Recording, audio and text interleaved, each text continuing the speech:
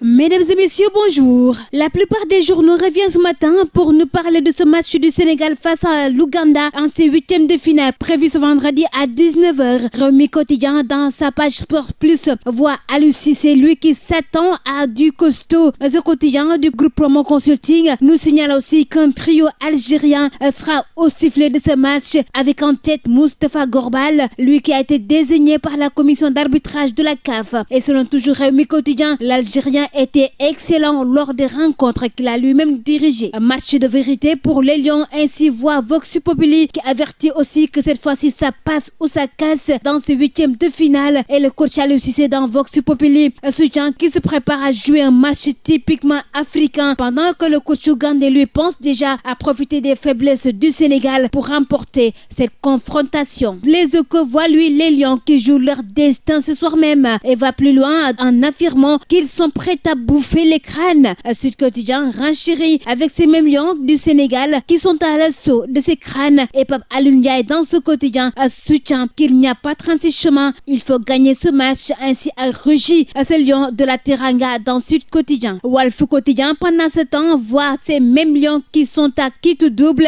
dans cette affiche Sénégal-Ouganda prévue cet après-midi. Ce quotidien qui s'interroge aussi sur les cartes qu'Aliou Cissé va mettre sur la table ce soir même. Et Stade Quotidien naturellement qui revient sur cette affiche Sénégal-Ouganda prévue cet après-midi dans ces huitièmes de finale. Ce quotidien voit tout simplement les Lions qui doivent manger les crânes. Ce quotidien sportif qui nous apprend aussi qu'un trio algérien sera aux manettes et nous rassure que le Sénégal n'a jamais perdu de match contre l'Ouganda. Autres sujets sont aussi traités par les journaux ce matin. Revenant dans Rewmi Quotidien, l'on nous fait part de cette plainte d'une sage-femme contre un gendarme. Dans ce quotidien, l'on nous parle d'harcèlement sexuel à Kolda et l'on nous signale aussi que les sages-femmes de cette région sud du Sénégal sont dans tout leur état. Et c'est pour dénoncer l'agression dont a été victime une des leurs, en l'occurrence Mariama Barry. Rewmi Quotidien qui s'est aussi penché ce matin sur cette caution des locales arrêtée à 20 millions de francs CFA et voit déjà la démocratie des riches dans cette joute. La Tribune va plus loin et voit déjà un report de ces locales avec cette caution arrêtée à 20 millions de francs CFA et qui sera discuté devant la commission pour le dialogue national. Dakar Times pendant ce temps revoit cette recomposition politique et détecte les visages du nouveau parti. Tout laisse croire que l'actualité politique déminée par l'affaire Petrotim entre dans une stratégie bien réfléchie selon Dakar Times, car les deux principaux leaders qui ont été interviewés par la BBC, Abdoul Mbaye et Mamadou Lamine Diallo, notamment tous chefs de parti en collaboration avec d'autres leaders, ils vont mettre sur pied une nouvelle formation politique. Et avant sa naissance officielle déjà,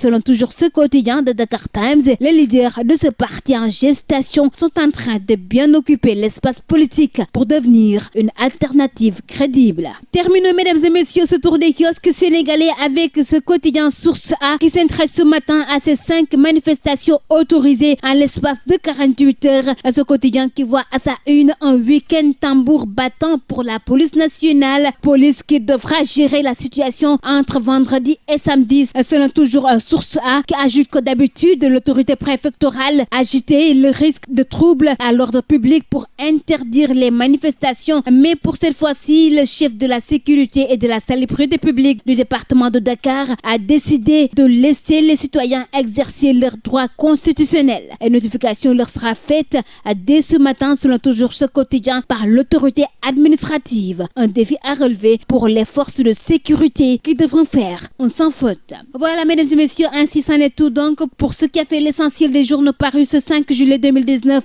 Merci à vous de l'avoir suivi et très bonne lecture à tous.